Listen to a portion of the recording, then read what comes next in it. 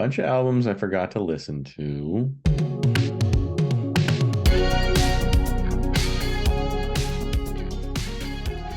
What's up, everybody? Welcome back to Taste Like Music. Jason, Joe, and Crams are here, continuing 1998 week. Cram has revealed his top 25 favorite albums. If you haven't seen that video, go check it out. Now it is my turn. 1998. Joe's been going on and on for years about how terrible of a year this is. And there's different ways to look at it. So if I don't like 82. 82 is probably my least favorite year. We've already done that. If you look at my top 25 from 82 and my top 25 from 98, I probably like the 98 one more. It's way stronger at the top. I've got more 5 stars and 4.5 stars, more 4 stars, but it thins out real quick after you get beyond the top 25. And there's way more stuff that is critically acclaimed that I listened to for this deep dive that I just do not like at all. I gave a lot of sub 2 stars, way more 2 and below than ever before.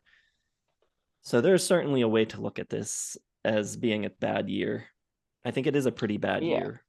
Yeah. And there's also just a ton of really bad albums, like you get Jubilation by the band, and Kid Rock and all this stuff. Yeah. Thousand Leaves. Before These Crowded Streets, and Van Halen 3. But I did listen to 136 albums. I have 37 of those at 4 stars and above. So my list has no 3.5s on it. So and interestingly, there's quite a few records that are like people would probably have pegged for my top 25 that are not there. So here we go. My number 25 is You Were a Diamond by Clem Snide, the debut album for the Eef Barzilay fronted band. I don't know, it feels like a forerunner of a lot of like the early 2000s indie acts. And in 98, along with groups like Neutral Milk Hotel, they were kind of inventing that whole thing. You've got traces of alt country and folk and pop, but it feels distinctly different and feels new. Probably due to Barzilay's somewhat abrasive, whiny vocals. I think it's a voice that won't work for a lot of people, but I think if it's one of those voices that if you like it, you'll probably love it. And I just think there's a lot of really good songs here. It's a pretty quiet, slow-moving record, but very, very good. Favorite track, probably the song Your Night to Shine. All right, number 24, I've got Phantom Planet Is Missing, the debut record by Phantom Planet, a band that I think is really, really underrated, probably dismissed due to their association with the OC and having the theme song to that show and having famous band members. Jason Schwartzman was their drummer at the early outset of their career. But their 2002 record, The Guest, I think is a pop masterpiece. I saw them live open for Incubus, and they are just incredible, raucous live act. Really, really good. This is their debut. This is before The Guest, and it's not quite fully as realized as the record that comes after it, but I think it's still full of really, really great pop rock. There's hooks all over the place, great chord changes, great melodies. And I think 98, if it's got anything going for it, it's that I think it's actually a pretty good era for like under the radar kind of power pop stuff. And I think Phantom Planet is kind of right up there near the top of that pack, kind of like Weezer-esque, but maybe shows a little bit more of their Beatles and Beach Boys influence. Some of my favorite songs here would be I Was Better Off, So I Fall Again, The Local Black and Red, all of which are great. So if you're into that kind of thing, check it out. My number 23 is another power pop record. I've got Navy Blues by Sloan, which is not one of my favorite Sloan records. I think it's one of their weaker efforts, but they're one of my favorite bands, so even a lesser effort can crack the top 25. On their previous record, they kind of really solidified that shift of theirs from their early shoegaze stuff to more of a power pop sound. And here they streamline that even further and like fully commit to the power pop.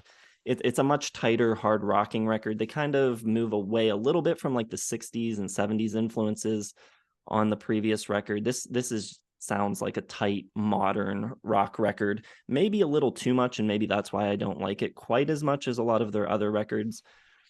But still, hooks for days, good songwriting, and I just like Sloan a lot. So that's number 23. Number 22, I'm going with Prolonging the Magic by Cake, the third record, and the follow-up to their big breakthrough Fashion Nugget. And I just think Cake's such a unique band.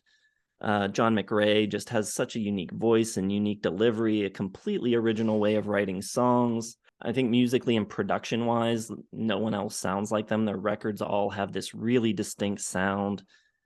You know, their songs have humor in them. They're really fun, but they're also deadly serious and like backing everything up with this incredible musicianship. Greg Brown, their guitar player on the first two records, had left the band. So here you've got a bunch of different guitarists filling in, including the great Jim Campolongo on a couple tracks, Chuck Prophet, Rusty Miller, Tyler Pope, a couple other people covering all the guitar duties.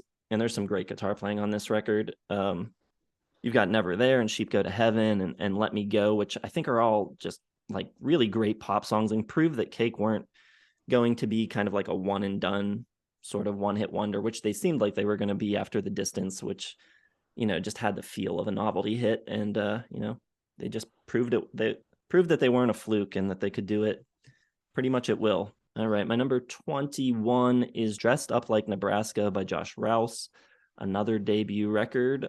Love Josh Rouse, a great writer and record maker. And I think, you know, he would definitely go on to make better albums than this. But this one has a lot of charm to it. It has a less produced sound. It feels just very real and natural. Just for the most part, guitars, bass, and drums, nothing fancy. But the songs are really, really good. His voice is really, really pleasing. And it's just like natural and effortless and unpretentious. It was co-produced by David Henry, who is a touring member of the Cowboy Junkies. And it was partially recorded at home on an 8-track recorder by Josh. And it pulls off this great feat of feeling like it's home recorded, but also being very professional and like the people making it know exactly what they're doing. So it's kind of the best of both worlds. It's just a very cozy record, and I dig it a lot. All right.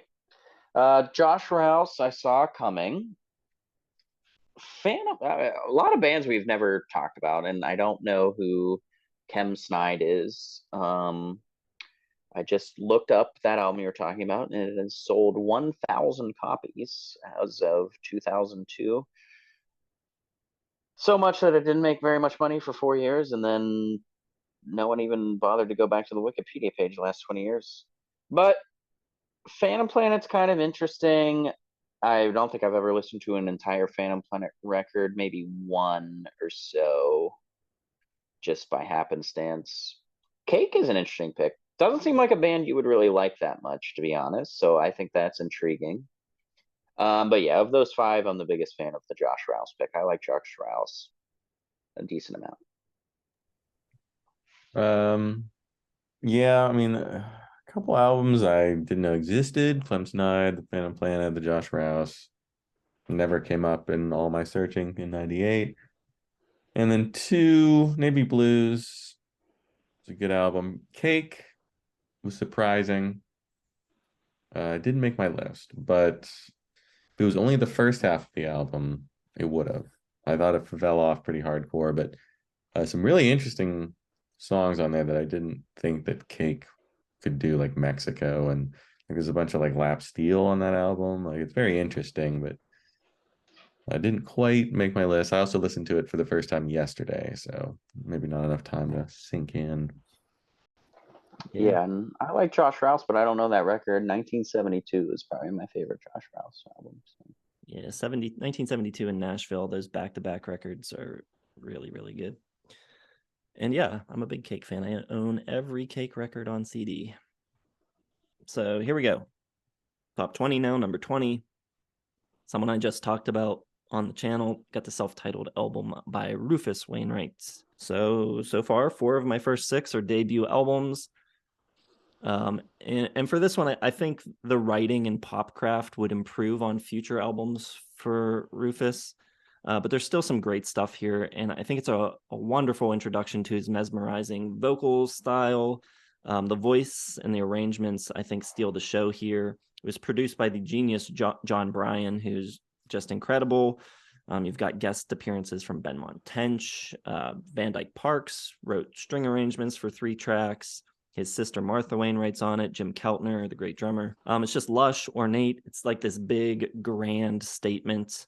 I think you'd expect no less from Rufus for his debut appearance. And like I said, the voice and the arrangements are what it's all about. But there are great tracks here as well. Barcelona, I think, is a knockout, just stunning song. And I don't think you can hear this record without realizing that this record is the arrival of a major, major talent.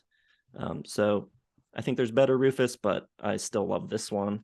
Number 19 is a record that really took me by surprise during the deep dive. And I thought it was phenomenal. Never heard it before. It is Trampoline by the Mavericks. It's the Mavericks' 5th album. They're a country band, but they land closer to kind of like whatever it is that Chris Isaak does, that kind of brand of country. You've got like some Tejano, some Latin flavor in there. You got mariachi horns, some rockabilly, some Roy Orbison-esque vocals. And on a track like Dolores, they dip into like this 1920s Dixieland jazz sound. So it's really diverse, lots of influences. If you don't like country, don't be scared off by that label on them. It's not what you might consider country. This is music with a lot of rich flavors. They blend the old and the new so well. The songs are great. The arrangements are really great. That's what really sold me on the record. Oddly, the singles did better in the UK. The song Dance the Night Away went to number 4 in the UK, but they didn't crack the top 40 in the US, which is super bizarre to me because this seems like a very American thing, but those are the numbers. Can't argue with the numbers. But a very cool record, worth checking out if you're into that kind of stuff. Sticking with the country theme for a minute, my number 18 is Teatro by Willie Nelson, his 45th album. A lot of re-recordings of his old songs here, but they're given new life thanks to the excellent production by Daniel Lanois.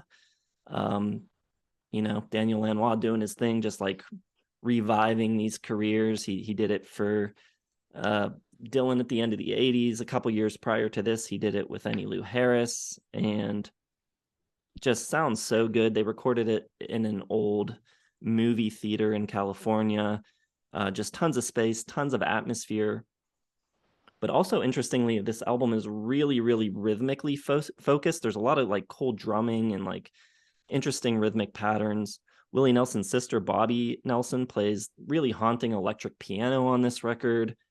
It's also a really killer guitar record, and a lot of the guitars are Willie himself, and he's just got that really identifiable lead guitar style. It's super cool. And yeah, the songs are great. You got Emmylou Harris singing backup on a whole lot of it. So I just think it's a really, really good record. Great, moody country tunes. My number 17 is the first one in common with Kramzer. I've got Adore by the Smashing Pumpkins.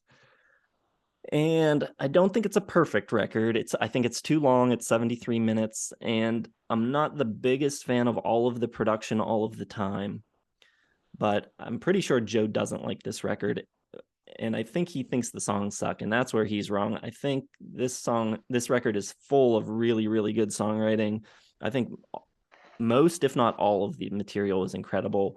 I think Billy sounds really good. And he does a great job of channeling all of his frustrations at the time with the band, with Jimmy being gone. And I think his mother had just passed away. And there was a lot of like personal stuff going on that he, channeled into this record and paid off big time. I think he's a really underrated writer. I think people talk about, his guitar playing a lot and his production and guitar sound and his vocals. But I think he writes some really good lyrics.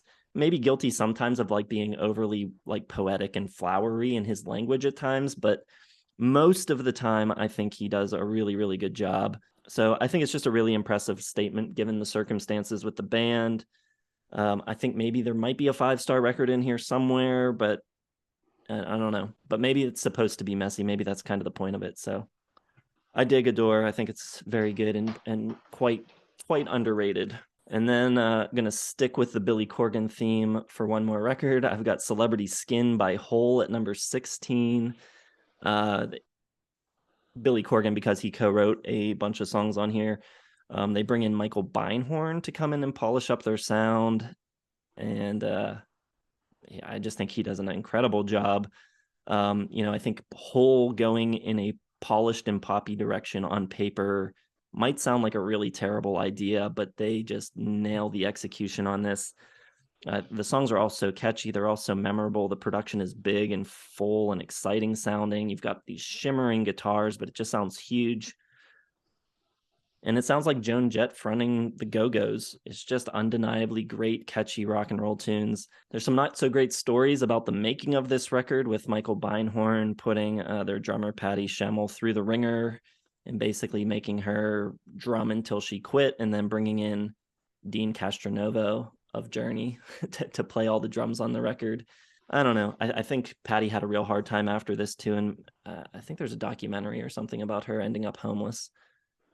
So maybe not the best way to treat your bandmates, but hard to argue with the results. It is a killer sounding record, especially the first 4 songs are just absolutely incredible. Celebrity Skin, awful. Hit So Hard, and Malibu are just some of the most underrated alt rock cuts of the 90s, just killer stuff. So there you go. You're right. I do hate Adore. It stinks. One of the hardest, probably the hardest album to listen all the way through. Like I started it so many times, never made it through, finally did. And I ended up giving it a 2.5. Doesn't work for me. Yeah, well, whatever. I like Adore a lot, obviously. Watch my video. Celebrity Skin, I did not see coming. I've never listened to that, but it sounds like something I would like. Willie Nelson, I gotta listen to that album too, because I'm on a big Willie Nelson kick. I haven't get around to it, but yeah, you sold me with Daniel Lanois. Rufus is one of those guys that I listened to that album, and it's one of those things where it's just like every Rufus album to me is good, never really good or great. That's it. Like if we do his discography, it's gonna pretty much be all 3 stars for me. All good, nothing great. And I saw him live, I think with Joe, and he was good. We were at the same show, but not together at the time. That was the Ben Folds show, right? Rufus, Guster, and Ben Folds, I believe. Yeah. Mm-hmm. That's when you were feuding. I don't even know if we knew each other yet. So you went separately. All right. Moving into top 15, number 15. Really underrated band. I've got Head Trip in Every Key by Superdrag. They had a small taste of success with their alternative rock radio hit Sucked Out.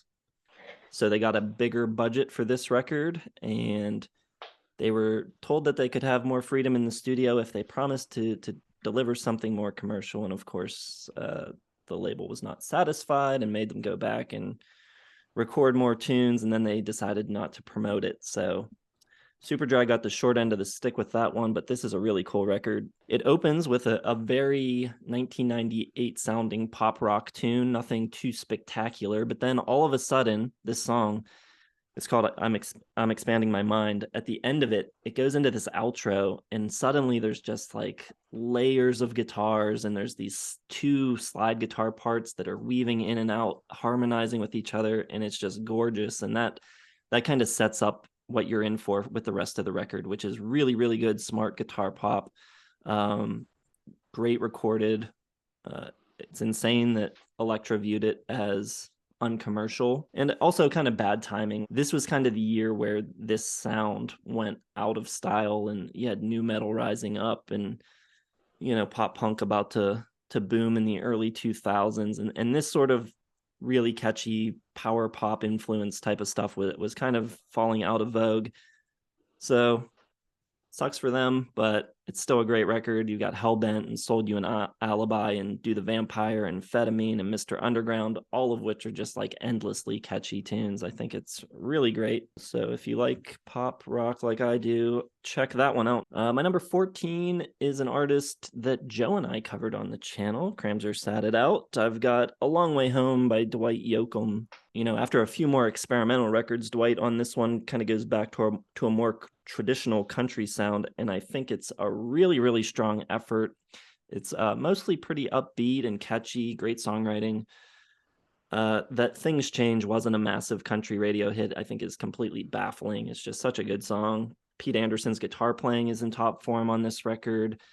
You also have songs like Same Fool, These Arms, that kind of straddle country and rock perfectly, like only Dwight can do. And this was only my number 8 record in that listography, which goes to show how good I think Dwight Yoakam is. He's got a bunch of 4 stars and up for me. And, you know, maybe it also shows a little bit how weak of a year this is, but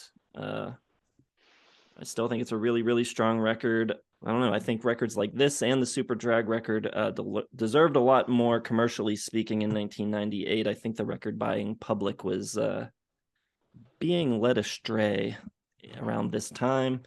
My number 13 might be the biggest surprise in my entire list. I've got Marilyn Manson. No. 3.5 for Marilyn, though. I do like that record. My number 13 is Walking into Clarksdale by Paige Plant. I think it's so underrated. It's such a cool album. I think people wanted it to be a Zeppelin record, and I think this is a little more subdued, but man, it's really good. The guitar parts are amazing. Plant still sounds great. There's all these great string parts. The rhythm section is badass, and it has its own vibe. It's not exactly Zeppelin, but you can hear a lot of it in there, and it's just kind of its own thing. It was engineered by Steve Albini, so it has this really cool sound to it, and it was done almost entirely in single takes, which is really cool. They're just kind of going for it, and it's awesome. I think it's a great rock record. I think it should be thought of way more highly than what it is, which is kind of just like, oh yeah, I forgot they did that thing in the late 90s, because I think it's like this major artistic achievement. I think the songs are great. When the World Was Young is killer. Blue Train is really good. Most High is really good. Shining in the Light's a great album opener. Please Read the Letters, great, which they, of course, Robert Plant revived with the help of Alison Krauss. And then Upon a Golden Horse is just insanely awesome. Could have been a Zeppelin tune. I think it's a phenomenal, overlooked record. I think people that bought it and only listened to it once or twice need to pull it back off the shelf and give it another chance, because it's really cool. My number 12, a record that was new to me. We've got Frank Black and the Catholics. This was the first record under the Catholics name, even though the same lineup appeared on his previous record. All My Ghosts is just a slam and opener. I put that on. I was like, oh my God, can't believe it. It's got Lyle Workman on guitar, who's a great guitarist, played with my boy Todd. He played with Rhett Miller. He wrote the score for Superbad. All that funk music in that movie is Lyle Workman. But here, he's just straight up balls to the wall, just going for it. Really great rock guitar. Really great rock record. A little more conventional than the Pixies, but it still has just this fire and intensity to it. It's less weird, but there's still like some great urgent rock and roll here. You know, people always talk very highly of the Pixies. They're a very highly regarded band, and rightfully so, but I don't think Frank on his own gets singled out enough as just like this magnetic presence, this great frontman. He's got such animated delivery all the time. It's so good. And yeah, it's a really cool rock record, loud guitars and great songs. And interesting note about it, it was released on goodnoise.com as an MP3, and the thing that I read online said it was the first major release, or first release by a major artist to be put out commercially on the internet. And I don't know if that's true. I did not fact check it, but that is what it said. My number 11 is Wide Swing Tremolo by Sunvolt. And I think arguably you could say that their second record, Straightaways, was a little bit of a sophomore slump. But this is certainly a bounce back. I think the band here sounds really reinvigorated, and Farrar's songs are just really, really good, really memorable this time around. I think the song Medicine Hat might be the best thing he ever wrote. I think the chorus to it is so strong. Straight Face rocks really hard. Driving the View is great. I love that guitar lead on that track. Question, I think, is a great song. Carry You Down is really beautiful. Dave Boquist really, really shines on this record. Maybe his best playing in the band. And just great tunes. It's the last one with this original lineup. They came out with another record after this, not until 2005, and by then Farrar had assembled an entirely different lineup around him. So this is kind of the last hurrah for the original Son Volt, but I think it's really great. I think Farrar, when he's at his best, can at times elevate to kind of like that Tweedy level of writing, and I think he does that quite a bit on this record. Unfortunately, not always at that level, but very good record. I have Walking into Clarksdale at 3 stars, but that is a carryover from an old listen and an old rating, so I need to re-listen to that. Don't know a lot of Dwight Yoakam. Know a little bit of Superdrag. Don't really Son Volt. I don't dislike. Just like I said, like it's that whole kind of plain old country late '90s stuff that, other than Wilco, I don't really get that excited about. Bunch of albums I forgot to listen to, like that Superdrag, the Frank Black. Can't say anything really has been surprising. Actually, Celebrity Skin was probably the only surprising thing that you've had on here so far. It feels like out of your normal. For some reason, I just assumed everyone on this channel hated Courtney Love, so that's interesting to see. It's funny because it didn't make my 25. I wanted it to make my 25 just for like the story. I actually like, for like underappreciated, just straight up old school rock albums from this year, Izzy Stradlin's solo album, which is actually pretty cool. I don't know if you guys have listened to it, but it's not bad. Missed that one. Is that the Juju Hounds, or that's his band, right? 17 Degrees, I think it's called, or something. Yeah, but not his band, but the album. But yeah, I'm going to guess re-listening to Walking in Clarksdale is better though. It's not on streaming, so I didn't listen to it. So not on my list. I think the more surprising thing about my list is what is not on it than what is. But well, we got top 10 left. I'm expecting Yield by Pearl Jam. I'm expecting Elliott Smith. I'm expecting Sparkle Horse. I'm expecting Billy Bragg and Wilco, Mermaid Avenue, to get on there. I don't know what else. Well, let's do it. Eels should be on there. No, let's not keep going. Let's figure this out. No, go ahead. Let's hear what you gotta say. Well, at least one of those is not in my top 25. Number 10, my only live album entry. It is a band that we got a lot of heat for when we covered them. A lot of people out there hate this band, but I'm a big fan. Counting Crows. Counting Crows. Cross the Wire. It is Across the Wire by Counting Crows, the 2-disc live album, which compiles their VH1 Storytellers and their MTV Live at the 10 spot. And I think it perfectly details the two sides of the band. The Storytellers is more acoustic. You've got all these like alternate arrangements of songs, different versions.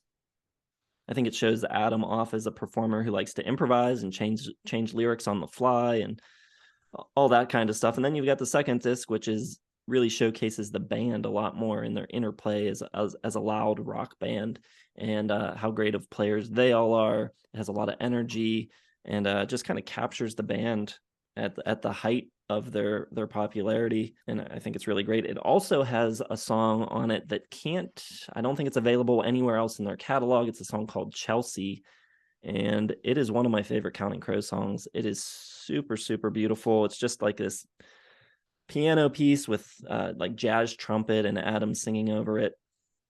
And I don't know how it was recorded. It might have just been done on the soundstage that they did the Storytellers at without an audience present. I'm not sure exactly, but it is a really awesome tune. If you don't know it, go check that one out. But check out the whole thing. It's a really good document of the Counting Crows kind of reaching the crest of that wave of popularity. So that's my number 10.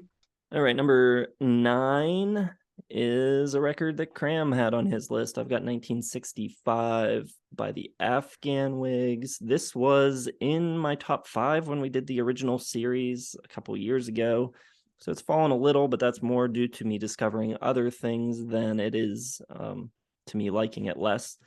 So I still love this record. I think it's great. It features the Wigs' really unique brand of rock, and it really ups the level of R&B and soul and jazz influences.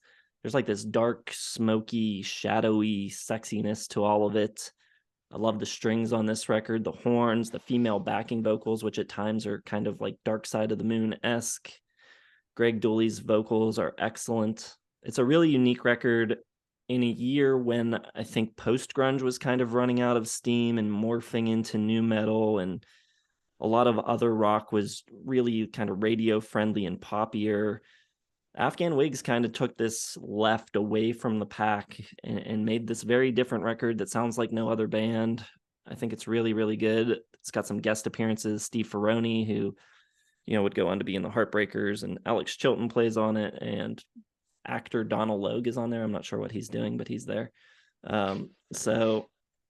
Just a cool record, different, kind of a little bit more polished than some of the previous Afghan Wigs records. I think maybe that's why some people don't like it quite as much. It has a little bit of a shine to it, but I think it is a very, very good, well-made record. All right, my number 8, maybe another one that surprises people, at least having it this high, but I love this record. It is Villa Elaine by Remy Zero. They opened for Radiohead on the OK Computer tour. He also opened for Travis for a time. I don't know. They got David Bottrell producing, Alan Moulder mixed it, and this is a band that was primed, I think, to be huge and just never quite got over the hump. But man, it is just a really great rock record. Tons of great songs, killer production. St. John Tate was a killer vocalist, had a great, great voice, and they balance rock and beauty so well. You got tracks like Hermes Bird and Prophecy, which are great kind of arena rock tunes. But you also have Life and Rain and Fair, which are just gorgeous, almost like indie pop type of stuff. They're great at doing spacey atmospheres and soundscapes. Their playing is really dynamic.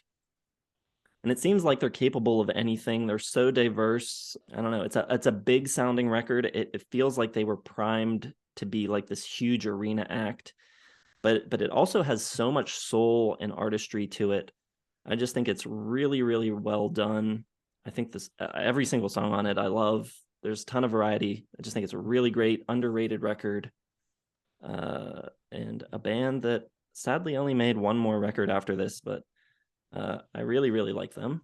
My number 7 is the Chinese album by Spacehog. Follow up In the Meantime with this amazing, glammy, campy record that deserves so much more love. I think Royston Langdon was maybe one of the last like true great rock stars, just theatrical and over the top and completely out of step with everything happening in 1998. Just a complete celebration of the 70s. Bowie, Roxy Music, Queen, Meatloaf, and ELO can all be traced to this record. Supposedly, this was meant to be a soundtrack for a movie that they scrapped, but it's that kind of like outlandish, like over the top concept that I love. Lucy's Shoe feels like it could have come right off of Diamond Dogs. Mungo City just has this infectious strutting rhythm. You get Michael Stipe guesting on the track Almond Kisses, which is really a nice, sweet poppy tune. And I think I can confidently say no one else was making records like this in 1998. Just so bombastic and fun, and just kind of like my favorite type of rock and roll. And my number 6, as Cram predicted, I have Mermaid Avenue by Billy Bragg and Wilco. Billy Bragg and Wilco, as Cram mentioned in his video, get access to the archive of unused Woody Guthrie lyrics, and we're able to set them to music. And I think they do an unreal job of matching those words to the music and making it feel so natural, like they've always belonged to this music. It keeps the spirit of Woody, but it perfectly fits among the alt country and Americana happening at the time. I'm a massive Wilco fan, so you may assume that I gravitate towards the Tweety tracks, but I think the Billy Bragg tracks here are just as good. I think Billy sounds excellent, and this kind of folk stuff is right in his wheelhouse. Way Over Yonder in the Minor Key is great. She Came Along to Me, Ingrid Bergman, I Guess I Planted, all by Billy Bragg, and I think those are all phenomenal tunes. And it also doesn't feel split. It doesn't feel like Billy has his songs and Wilco has theirs. It feels very collaborative, very cohesive. California Stars, I think, of course, is a classic. My favorite song from Mermaid Avenue is on volume 2, but I think this one is probably more loaded from top to bottom with great songs. And yeah, I just think it's excellent. I kind of feel like that was your most surprising 5. Like, I didn't think you would have a live album in the top 10, even though you love Counting Crows. Just like Counting Crows, fascinating that all 3 of us like them a lot, and like no one had our back in the comments. So weird. So the only time that's ever happened. 1965, I didn't think would be that high. Didn't think you were into Remy Zero. Didn't think like I don't mind. I like that Space Hog album, but I didn't think if there any way it could get into your top 10. Mermaid Avenue, that's like the most I can see that being where it is. I do disagree. I think that one of the only problems with that album is it does feel kind of divided between. But that was a very interesting 10-5, 10-6. I didn't like that list, that 5 there much. Oh, Remy Zero, there's no way that's a top 10 album in a year. I don't think that Space Hog album is good. It should be something I'm into, but that one just totally fell flat for me. I just don't think the songwriting is any good. And I think that Wilco, whatever, Billy Bragg album was just such a snooze. One of the most boring albums I listened to in 98. So yeah, I'm not feeling that 5. It's no good for me. All right, top 5. My number 5 is a record that I was discovering right around the time that we did the last list. And it was a little too new to me for it to crack the top 5. And now that I've had a little more time with it and have been able to go back to it during this dive, it has started to sink in a little bit more, and I'm confident putting it in the top 5. I've got What Another Man Spills by Lamb Chop, which such a singular band. And I guess they're kind of coming from the alt country world, but by this point, I think they kind of stand on their own. Kurt Wagner's got some really unusual lyrics and vocals, and his delivery is very idiosyncratic and may keep some people from getting fully into this record, but I think it's really, really cool. The music here on this record is so rich. It's so lush. You've got pedal steel and gorgeous strings that recall the Nashville sound, but they're also pulling heavily from soul and R&B, even covering Curtis Mayfield and Frederick Knight. You can hear more contemporary influences as well, like Yo La Tengo and Bill Callahan and Magnetic Fields. Perhaps the most unique record on my list. Hard to describe or to do it justice. There's a bunch of covers here. I think half of the record is covers, half originals. But none of it sounds like covers. It all feels like it fits together. And the originals and the covers are all pretty divergent from the original versions. So just a really cool, different sound. No one else really sounds like Lamb Chop, and I think this is one of their best records. So check that one out if you don't know it. Number 4, I've got another in common with Kramzer. I've got Yield by Pearl Jam. This is my favorite Pearl Jam album, the first one that I ever owned. And for me, the record where they really nail every aspect of their sound perfectly. I think Vitalogy was kind of their play for punk rock cred. And No Code was kind of their rejection of the mainstream and more experimental. And I think here on Yield, they're kind of coming out the other end of those growing pains. And I think it feels a lot more like they're comfortable in their own skin for the first time. And they're just able to do everything that they dabbled in just masterfully. They're able to move between them and mix them together. You've got energy and aggression on tracks like Brain of J and Do the Evolution. You've got their classic rock worship on Given to Fly and In Hiding. You've got some experimentation on tracks like Push Me, Pull Me. I think it all works really, really well. Making this record, they had more involvement from all of the members. I think on the previous records, at least the couple previous, Eddie Vedder basically had veto power and was making all the final decisions. And here everyone was bringing songs to the table, which I think helped diversify the sound a little. And I think they also took a lot more time in the studio to hone in on the sounds. So I think it's really works because every track is treated just the way it needs to be treated. And it's really tuneful, and yet all of the songs are so different from one another. I just think it's a really good rock record. Number 3, another in common with Kramzer, I've got XO by Elliott Smith. This was Elliott's major label debut. And despite the black and white cover, this is where he kind of explodes into Technicolor. You feel like every arrangement idea that he's ever had in his head just rushing out, finally with the budget to realize his vision. And, that can be a tricky transition for some, when you're known for these kind of hushed home recording type of records, you risk losing that intimacy when you go for this bigger sound. But it's a non-issue here completely. I think going into this, Elliott was already just a master of songcraft and production and knew exactly what he wanted it to be and knew what it could be. And none of it feels sloppy or just like he's throwing things on the tracks just because he can now. It's all very intentional and very considered and just such good songwriting. And great record. Number 2 is Good Morning Spider from Sparklehorse, which is a record that wasn't in my top 5 originally, but has grown in my estimation recently. For years, Dreamt for Light Years was my favorite Sparklehorse record, but this one is creeping up on it and maybe even surpassing it lately. Mark Linkous, the man behind Sparklehorse, is just such a sad and tragic figure, and much of his music is quite sad as well, and this is a very sad record.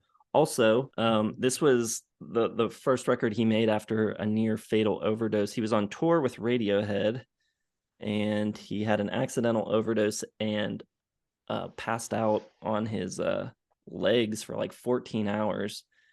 So they rushed him to the hospital, and when they straightened his legs, he had a heart attack, and he had all kinds of nerve damage in his legs. He had to have braces built so he could learn to walk again, and wasn't sure if he would be able to write songs. He was nervous about neurological damage. And so this record is kind of like this slow process of him rebuilding, relearning how to do things. He recorded it at his home studio, 16-track recorder. A lot of the gear he used was like thrift store finds. He said his favorite mic was something that he found at a landfill. And I think it's an example of being able to do a lot with a little if you know what you're doing. This is a phenomenal sounding record, just so unique and different, emotionally crushing at times, and it can be really heavy to listen to, but at the same time, it's just like ear candy to me. Some of the sounds he gets are so interesting, so cool, so many just interesting things happening sonically, that kind of helps pull you through the emotional weight of it. I just think it's an awesome record. My number 1 is the same that it was last time, and that is Mutations by Beck, which just such a cool record. I remember first getting this. I think I got it back when it came out. I had Odelay, and I went and got this pretty soon after it was released, and was not what I expected. I think I was pretty let down by it, and I didn't listen to it a ton. But over the years, I've just kept going back to it. And I feel like still, like every time I listen to it, I like it more than I did the last time. It just keeps growing, and just, I think it's amazing now. It's not what people wanted from him. It's a total left turn from Odelay, which was like this very sample heavy hip hop influenced kind of sound collage, almost sort of record. It kind of returns to his folk roots, but it's less of the freak folk weirdness and more of the legit serious songwriter type of stuff. Nigel Godrich producing, and his production is impeccable here. And it's pretty simple too. Like, I don't think they're doing anything that fancy, and somehow it has such a unique sound to it. It just has its own vibe, this record. Every song just fits together so well. You've got Nobody's Fault But My Own, which is super haunting and just one of Beck's best songs, I think.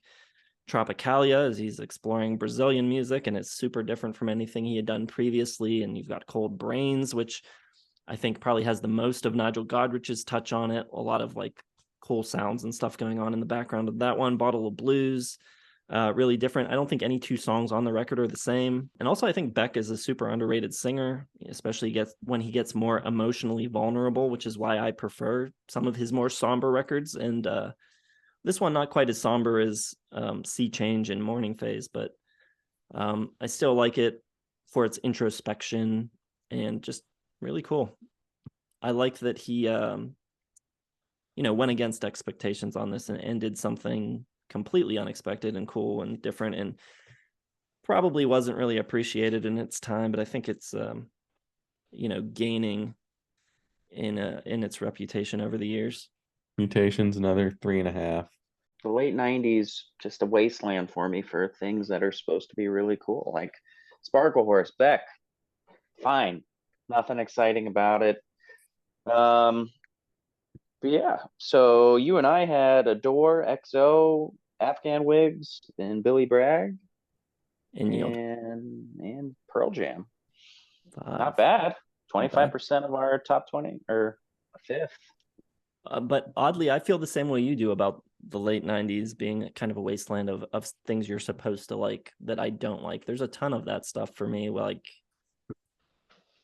Outkast and Massive Attack and Morcheeba and all the Well, electronic. obviously, you're not going to like that, Jason. Jesus. Yeah, I mean, obviously. I think more people are expecting more of us to like Neutral Milk Hotel and stuff like that. I do like Neutral Milk Hotel. I gave it 3.5 stars. I think the big miss that Cram kept predicting for me that didn't make my list is the Eels record, which I like Eels a lot, but my favorite Eels record is in the mid 2000s. It's that double album, right? Yeah, Blinking Lights. All right, so there you go. That's my list. Let me know what you think of it down in the comments. Hit the like button, subscribe, hit the bell for notifications, leave your own favorite records of 98 in the comments, and check the video description for Facebook, Twitter, Instagram, website, merch, and Patreon. Keep an eye on the channel for Joe's list and all of our songs lists coming later in the week. We'll see you then.